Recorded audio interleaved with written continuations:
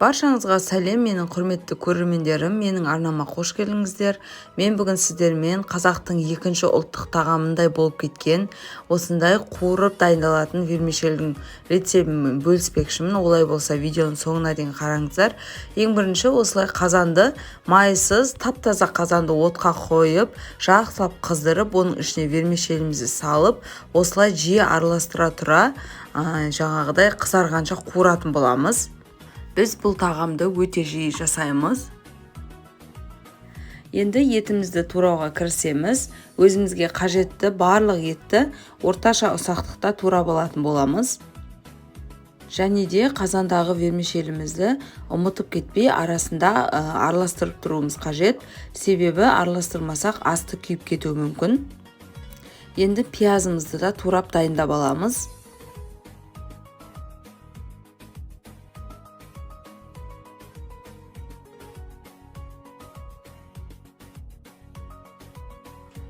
Одан кейін сәбізді де тураймыз. Сәбізді қоссаңыздар да қоспасаңыздар да болады. Бірақ сәбіздің түсі сары болғандықтан тағамға өте әдемі түс береді. Сол себепті мен үнемі қосамын.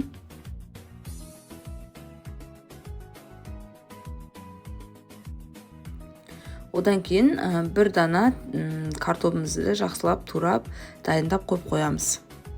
Міне біздің қазандағы вермишеліміз осындай қып-қызыл болып, біркелкі болып қуырылуы қажет. Қатты күйіп кетпегені дұрыс. Күйіп кетсе, тамақты пісіргенде күйіктің иісі шығып қалады. Енді сол қуырып алған вермишелімізді бөлек ыдысқа салып қоямыз. Сосын сол ыдыстың ішіне күнбағыс майын құйып, жаңағы өзі қызып тұрған қазан, соған етімізді салып, жақсылап қуыратын боламыз.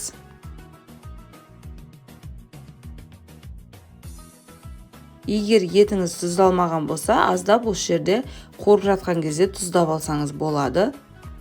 Осылай қуырып жатқан кезде тұздасаңыздар, дәмі өте жаңағы алдын ала сүрленген, сондай тұздалған еттің дәміне ұқсап қалады. Сол үшін осындай бір лайфхакпен бөлісіп кетейін сіздермен. Одан кейін үстіне пиязымызды және де сәбізімізді салып, тағы да жақсылап араластырамыз.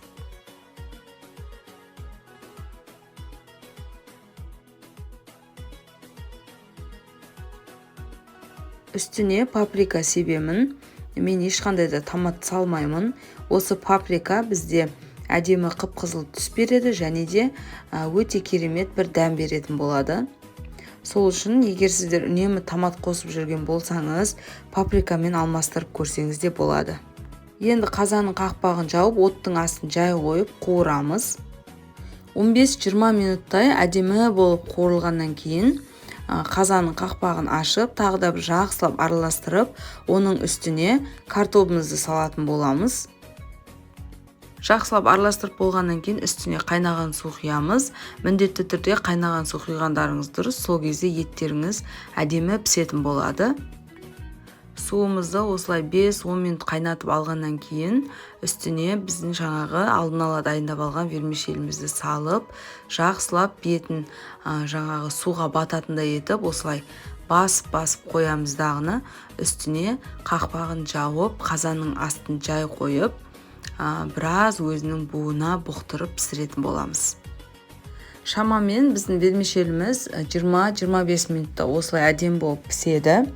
Енді қазанның қақпағын ашып, жақсылап араластырып, дастарханға ұсына берсек болады. Біздің картопымыз аздап езіліңкіреп кетіпті. Сол үшін біз картопты негізі қуырып жатқан кезде емес, осы вермишельді салардан алдын ғана салсақ та болады. Сол кезде езілмей пісетін болады. Көп қыз-келіншектерде, әсіресе тағамды енді дайындап бастап үйреніп жүрген қыз-келіншектерде осы вермишельдер үнемі езіліп кетіп, немесе бір-біріне жабысып қалатын жағдайлар жиі кездеседі.